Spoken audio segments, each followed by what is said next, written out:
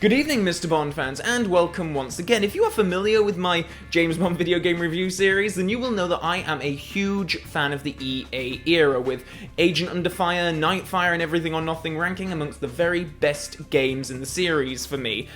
That being said though, EA could have been described as having a bit of a rough start to the 007 license back in the day. In the next few videos, I will be taking a look at the games that were made for the PlayStation 1 and N64, including Tomorrow Never Dies and two versions of The World's Not Enough, which were, as their names suggest, adapted from the stories of the movies they were released to tie in with. But there's one outlier that I was far more interested in coming to, 007 Racing. Released for the PlayStation at the end of the year 2000, this game is all about the cars of 007 and featured an original storyline not tying in with any one particular movie in the series. So if you're familiar with my other game reviews, you'll know that I'm a big fan of driving levels and original stories in Bond games, so I was really interested in revisiting this game. I definitely owned it back in the day when I was a kid, but I don't have much of a memory of playing it, and I suspect we will get into exactly why that is very quickly, but I was nonetheless excited at the potential rediscovery of a game that did perhaps slip under my radar way back when. That excitement quickly dwindled as I got into the game, but let's go through it on a level-by-level basis, shall we, as we take a look at 007 Racing.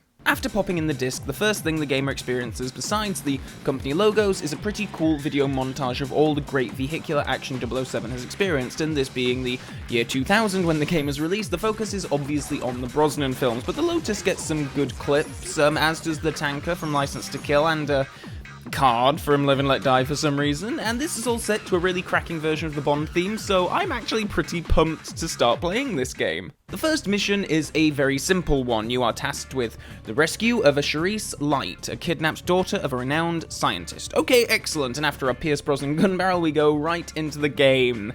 No need to adjust your display, folks. This is how we experienced video games at the turn of the millennia, in all their blocky, pixelated glory. So that grey block there is actually the Aston Martin DB5, which is, of course, a pretty great, if standard, choice for a first level of a 007 racing video game.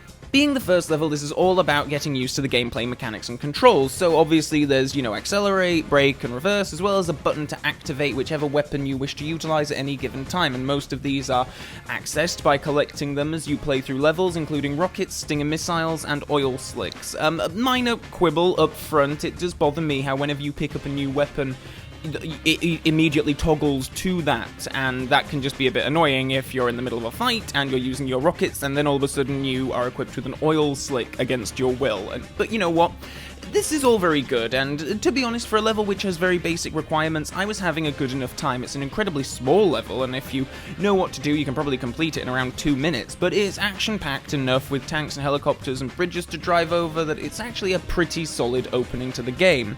The mission acts as something of a pre-title sequence before the main story begins, but rather than titles, completing the level triggers a cutscene.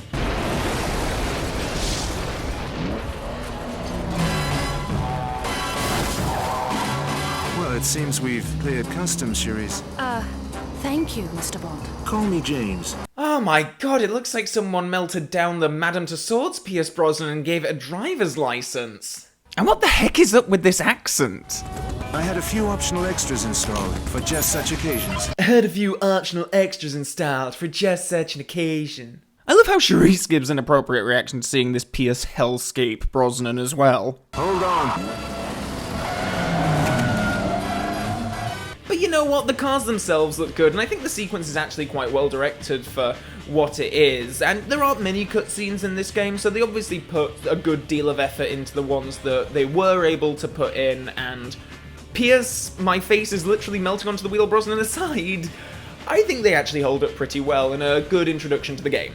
It's also just nice seeing the DB5 bombing around to the classic Monty Norman Bond theme and using some classic gadgets to dispose of baddies. After that, it's off to MI6, which appears to exist on a bleak horizon, given how there are literally no other buildings surrounding it, but it's here that we are briefed by M. 007. Upon your return, a new crisis has arisen. We are facing a major threat to global stability. Keen gamers will recognize that voice as Caron Pascoe, who also voices M in Agent of Fire, and obviously Brosnan isn't voicing Bond here, but those duties fall to Tim Dentink. Anyway, what about that mission? While Bond was busy rescuing Charisse, a bunch of NATO ballistic missiles were stolen from a ship in the Atlantic and everyone on board was eliminated. Amongst the stolen material was a bunch of Q-branch stuff as well, including the BMW 750iL. So now it's really personal. I love that damned car. Bond is told to head to the States to investigate and rendezvous with Jack Wade of the CIA, and if I was Joe Don Baker, I would be incredibly pissed off at how they render the character here. He looks like an aged Ken doll with its face pushed in by a thumb. But I do appreciate that they brought the character into the game at all. He was a good Felix Leiter substitute for a couple of the Brosnan films, and it's nice to see them incorporating him here. So heading to the next level, you have a few title cards before the mission to set things up. These mission briefing cards almost read like an omnipresent narration of James Bond's comings and goings, but they're really just substitutes for cutscenes, which is a shame, but I get that the limitations of the technology and budget at the time, and, you know, maybe the less we have to see of Pierce they microwaved my face Brosnan in this game, the better. Bond touches down in New York and is given a rental car and receives a phone call from someone who must be a bad guy because he has a nondescript Eastern European accent. Welcome to New York, Mr. Bond. I've taken the liberty to include a welcome gift with your car to ensure your arrival is celebrated in a most explosive manner. So yes, this level operates like the movie Speed. You can't slow down or stop or the car will explode, so you need to follow the arrow around the city, picking up transmitters as you go to delay the explosion further. The layout isn't bad, and this is not a bad level either by any stretch of the imagination. It's already showing that the game will be diversifying the mechanics, and not every level is going to be driving and gunning, which is good. And on a completely separate thing, I couldn't help but find it slightly jarring to see the obviously pre-9/11 World Trade Centers inhabiting the skyline in this world. It really just took me back and made me very much aware of the time and place when this game was made. But apparently in this version of New York there are 4 World Trade Centers, 2 on either side of the city. Anyway, the level is completed by driving the car into the river where it explodes, and Bond is safe. So far, we've had a couple of fairly enjoyable levels, and I'm starting to think that the terrible reputation that this game has is undeserved. And then we get to level 3.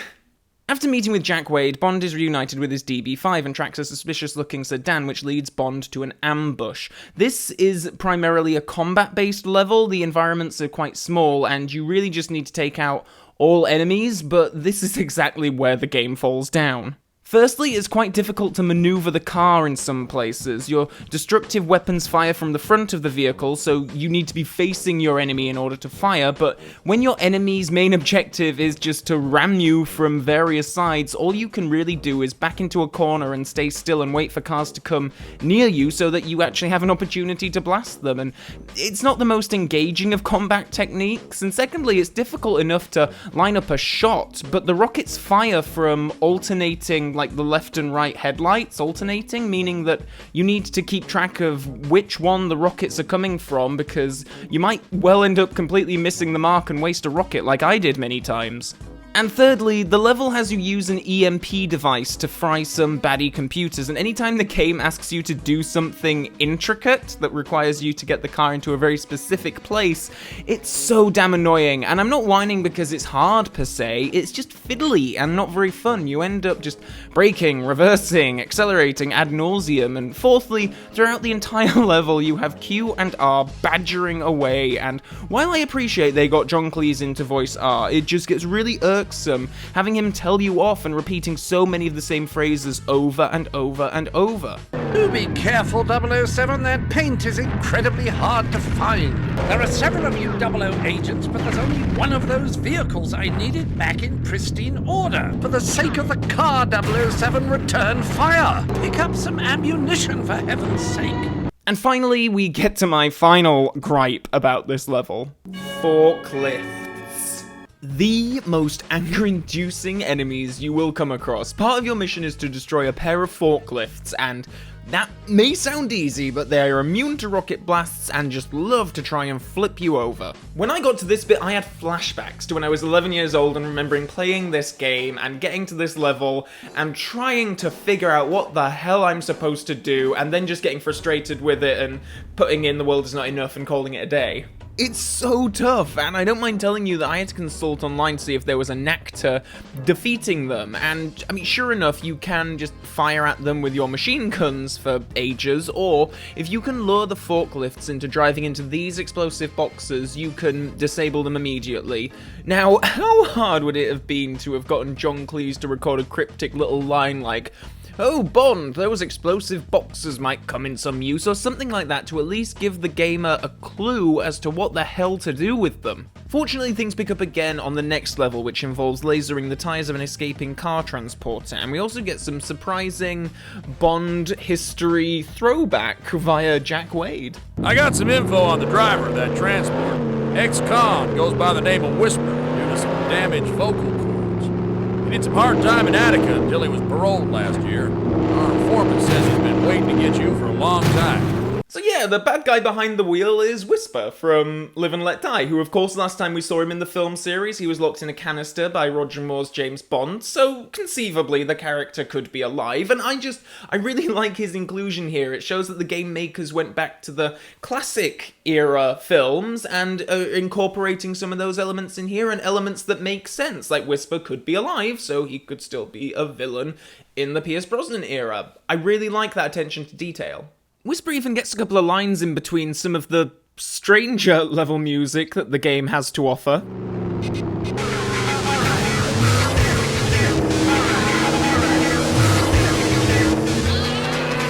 Get off my tail, man!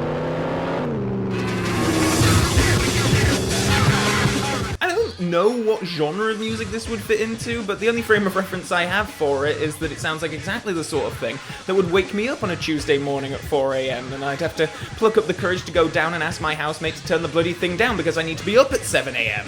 Also, it wasn't until I got to this level that one of the pass-fail mechanics of the game came to light. In each level, you rack up a score based on the objectives you complete, and you lose points for bumping into civilian cars and the like, and if you don't have at least a 50% score by the end of the level, you don't pass, and you have to do that level all over again. It seems a bit cruel to make gamers play to a certain percentage before allowing them to pass, even if they did complete the objectives of the level, but then these levels are as such that I found myself doing 2 runs on most of them anyway. I mean, the first is to just kind of get used to the mechanics of that particular level and what exactly you're expected to do, and take about half an hour doing this, and then the second time, once you have the knack of it, you can kind of breeze through most levels in under 5 minutes. Anyway, Whisper is stopped and interrogated and points Bond in the direction of Mexico, where there is going to be a villains meeting / arms bazaar with the potential to buy some goods from the stolen shipment of NATO weapons and Q-branch technology from the start of the game. So it's off to Mexico we go, and here we get to drive the Bmw Z3 in all its glorious light blue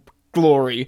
Considering the car never got any great action in GoldenEye, I appreciate its inclusion here a lot. For this mission, you need to race through the landscape, making it over certain bridges, before a helicopter can destroy them in order to make it to a particular fortress where the Arms Bazaar is going to take place. The game is at its very best when you're doing what the title suggests, racing, and this is a pretty solid level with a quick pace and enemies to dodge and blow up along the way.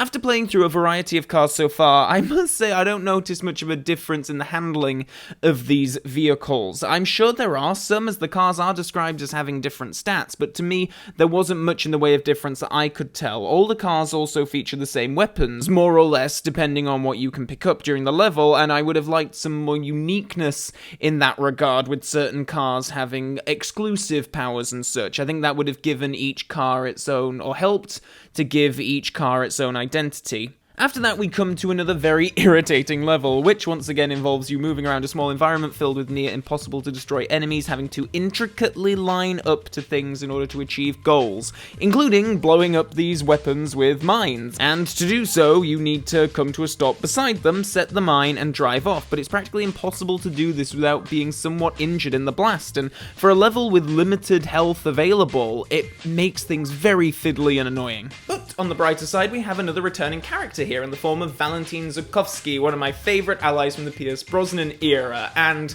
you know, Robbie Coltrane doesn't come back to do the voice, but at least his facial rendering is a hell of a lot more flattering than Jack Wade's. Rescuing Zukovsky triggers the end of the level, and then it's on to the next, which is more of a return to form, racing through the jungle again, escaping the wrath of none other than Georgy Koskov from the Living Daylights, who, it turns out, was involved with Zukovsky in bringing a legitimate car distribution program to Russia before Zukovsky uncovered that Koskov had actually thieved a bunch of vials of smallpox for a currently unknown use with an unnamed third party. I'm actually quite into the story of this game, and I like that they're bringing in all these established Bond characters, and if anything, it just makes me sad that all the story kind of plays out in text and we don't have more cutscenes to see these classic characters reimagined again, even if that means I would have to sit through more cutscenes of P.S. I'm literally wearing an unlicensed Halloween mask of my own face, Brosnan. So the next level is more racing, and it's much the same as a couple of levels ago, except a red sports car emerges and races alongside you, and you're told to beat the assassin driving the car, and you see a picture of who that assassin is, and it's clearly not Famke Janssen in that picture, but I do wonder if this character is supposed to be Xenia Onatop. I hope your real talent lies elsewhere, Mr. Bond. One rises to meet a challenge. Bond and the character share some of the same dialogue that Bond has with Xenia in GoldenEye, so I guess it's meant to be her, but then the game has been very accurate with only bringing back Bond characters who were alive in the last time we saw them, so I find it quite weird that they would disregard that when we quite clearly see Onatop die in the GoldenEye movie. It's not very difficult to defeat her, but it's another one of the game's better levels, I find. And hey, I love GoldenEye, and this is all about Bond driving a Z3 with Valentin Zukovsky riding shotgun against a female assassin in a red sports car. How could I not love this? And the cherry on top is the Union Jack parachute you use to make the final escape at the end of the level. And even though Xenia presumably falls to her death here, the voiceover at the end implies she'll still be knocking around for future installments. You win this time, Mr. Bond. Enjoy it while it lasts. The very words I live by. After that, the mission briefing lets you know that Bond and Zukovsky are captured, and when Bond comes to, he's face to face with a man with jagged metal teeth. So woohoo, they brought back Jaws. This is one of the longer mission briefings, and really would have benefited from being a cutscene, but the lowdown is that Bond is being held at a warehouse where an as yet unseen big baddie is extracting secrets from the stolen Q branch vehicle from earlier on. Charisse Light, the damsel in distress from the very first level, then emerges as a bad guy and informs you that Zukovsky is bound for Siberia, and you are trapped with a Dr. Melody Chase. Bond is left alone with Dr. Chase, but in a rather clever setup for a mission, Bond can view security camera footage of the Bmw 750, and so with his remote control gadget, he can pilot the vehicle, and so we begin the next level. Which, despite the setup, is not as grating as it could be. You can only view the car through security cameras, meaning that you do have to take this level quite slowly and delicately as you collect some mines, which you can then use to destroy the stolen Q branch material. It's imperative that you destroy all the crates that house the stolen Q branch technology. It's like the only time in the history of Bond that Q would actually ask you to destroy his equipment. I love how the level opens with this Dr. Chase lady asking Bond a quite relevant question, and he just doesn't even bother to answer her. Do you know who these people are and why we're being held here? Will you be quiet? I'm concentrating here. This is probably the only level involving more intricate gameplay that I actually don't mind. It's difficult, but fun difficult. In places the cameras glitch out and the changing angles can be quite difficult to get used to, but overall I really enjoyed this one. The only frustrating bits being how fragile and feather-light the damn BMW seems to be should you drive off a meter-high ledge. The level ends with the destruction of the warehouse, and then it's on to the next one, with the objective of capturing Charisse and Jaws, who were escaping via powerboat. Sadly, this doesn't prompt a similar vehicle of choice from Bond, and we don't get a true live and let die recreation, but rather Bond and Dr. Chase give chase in the BMW. But before the level begins, a transmission from MI6 comes through, revealing that the main baddie of the piece is none other than Dr. Hammond Light. Wait, who? Yeah, so Charisse's father orchestrated his daughter's kidnapping in order to distract MI6 from his attack on the NATO shipment at the very start of the game, and both father and daughter were in cahoots with all these classic villains the whole time. And of course, being a late Brosnan-era story, it wouldn't be complete without a turncoat female. Anyway, Bond needs to apprehend Charisse, so it's racing along the bayous and collecting missiles as you go. This is one of the trickier levels of the game and begins with a really jarring pronunciation of what I think is the word missiles from Charisse. Jaws, launch the morsels. Is it just me, or does she pronounce it like morsels? It's a really weird pronunciation of a very simple word, and you know what, it took me a fair few attempts to actually complete this level, and I swear it's because every time you restart the level, that line plays, and I spent just like half an hour, my mind was like somewhere else thinking about what the hell kind of accent is she even trying to put on? Launch the morsels. Launch the morsels. Launch the morsels. Launch the morsels. Anyway, I'm playing through the level, and it's okay, I guess, and then this happens. Warning 007. Radio scanner has picked up activity on the local police band. Patching it through now. All right, boys. We've got ourselves a situation. Thank you, EA gods. Yes, Sheriff J.W. Pepper is in this game, and it makes complete sense because they're in Louisiana and they're not in some random location where he's having a completely out-of-character holiday like in The Man with the Golden Gun. A boat, some crazy sports car, and an alleged kidnapping. Get down to the riverbank on the double. 10-4, Sheriff Pepper. We're on our way. Could you imagine if they'd have ever brought that character back into the Brosnan era? I mean, who wouldn't have loved hearing our favourite bigoted Southern sheriff barking obscenities from inside the tank with Bond and GoldenEye? Yeah, but they could get the driver's license, boy! Just think of all the racist terms he could run through if he tagged along for the motorbike chase in Tomorrow Never Dies. Ever feel like the pipeline sequence in The World Is Not Enough was missing something? What the hell is going on?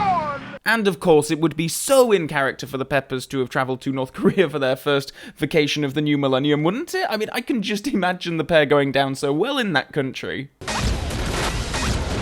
just try that in my bayou, boy! I'd hold your ass! So the level ends with Bond using a rocket sniper rifle of sorts to destroy the boat that Charisse and Jaws are escaping in, but as the next bit of story text informs us, due to the great work of Sheriff Pepper and the Louisiana State Police, Charisse and Jaws escape and take Dr. Chase along with them. Anyway, we get some actual background on Dr. Chase here. She's a world-leading virologist and was kidnapped by the Lights for her expertise in that field. It's back to New York for the next level in order to hack into limos which receive transmissions from Light, which will be of use to MI6 in tracking him. This is the first level of the game where you pilot the latest 007 vehicle at that time, the Bmw Z3, or as Q enthusiastically calls it, The BMW Z8 007.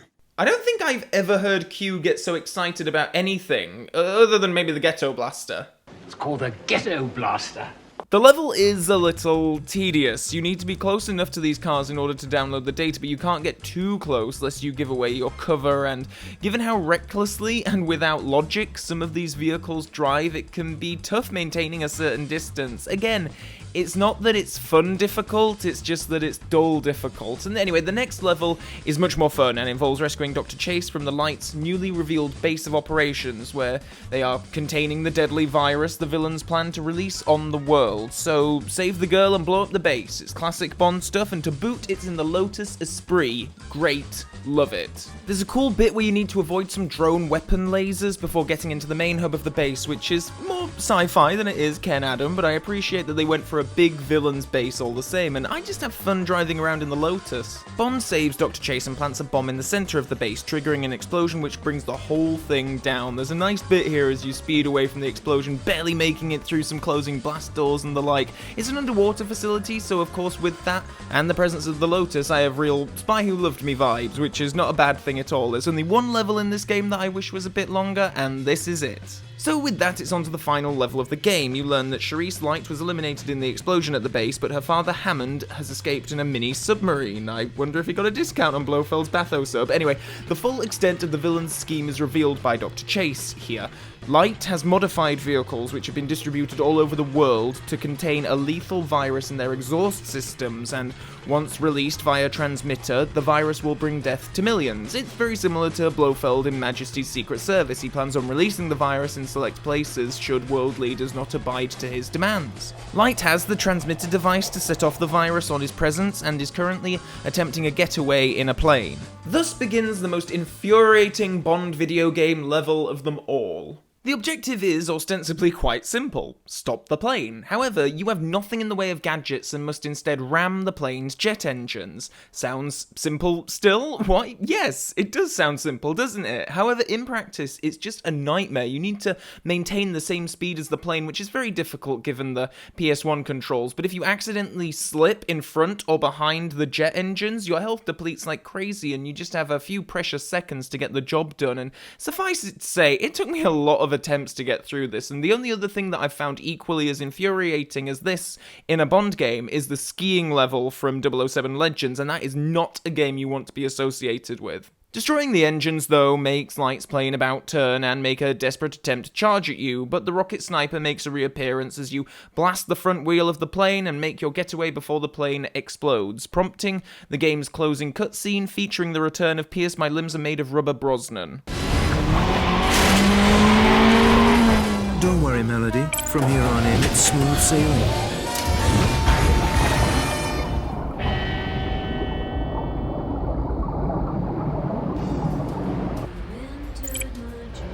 I can't understand what turned someone into such a monster, James. Light was prepared to exterminate most of mankind to realize his dream of world domination. His operation has been dismantled. The virus destroyed. It's over now, Melody. What do we do now, James? We're in the middle of the Baltic Sea. It's 12 hours to England.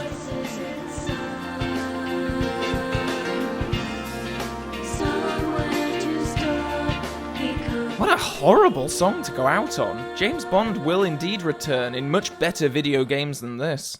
So outside of the main story mode of the game and its varying difficulties, the game provides a few other things to keep the most masochistic of players entertained. There's a cheats feature in which various terrifying CG creations give you clues about how to unlock cheats, but I did not have the inclination to even make an attempt at unlocking any of these, and if you want to be number one on the scoreboard for all the levels, then that's an option too. This feature really confused me when I first saw it. I was like, hey, how can there be a scoreboard? This game isn't online, before realizing, of course, that these are just pre-programmed into the game, and then quickly feeling like a millennial stooge for momentarily not conceiving of a world where constant internet access isn't a thing. There's also a two-player mode in which you and a fellow player can drive around some Bond-inspired locations and awkwardly shoot at each other for a few minutes at a time. So I feel like I've actually been a lot more positive in this review than the game deserves. There are a handful of levels that I had something resembling fun playing, and I do have to geek out at some of the mentions of old Bond characters being included, and the story isn't too bad. It's just that for a game called 007 Racing, there isn't much racing involved at all. The best levels in the game are the ones where you're speeding from point A to point Z, avoiding enemy fire and speeding assassins and all that, and as soon as it slows down and becomes something involving fiddling around with planting mines and stuff, it usually just sucks the fun out of it. These controls in these vehicles just aren't well adapted to something that involves precisely getting close to an object to destroy it, or being within a certain radius to activate some other kind of device. It's a big flaw in the design of the game. I do have to give the makers of the game some credit for at least trying to diversify the level design and the objectives, and, you know, it was the right instinct. It just falls down in practice, and given that this is quite a tricky game to find and the methods of playing it are also quite limiting, I can't really recommend this as an essential play for Bond fans. It's really not worth either going to the hassle of acquiring an old PlayStation on eBay or digging your own out of the attic in order to play. So the question is it as bad as 007 Legends? I'd have to go with quite possibly. It's much shorter than Legends, which is merciful, and I appreciate its story much more, but it really is a race to the bottom between those two for the worst Bond game that I've had the misfortune of playing. But next up on the list is the PS1 version of The World Is Not Enough, a game that I do have fond memories of playing as a kid, so I look forward to revisiting that one next time. So, does anyone actually have good memories about 007 racing? Was this a multiplayer staple in anyone's home? Please do let me know in the comment section below. And meanwhile, please do check out the links below in the video description to head to my Facebook page, my Twitter page, and my Patreon page. If you care to support this channel through monthly donations, please do head over there. And until next time, Bond fans, so long for now.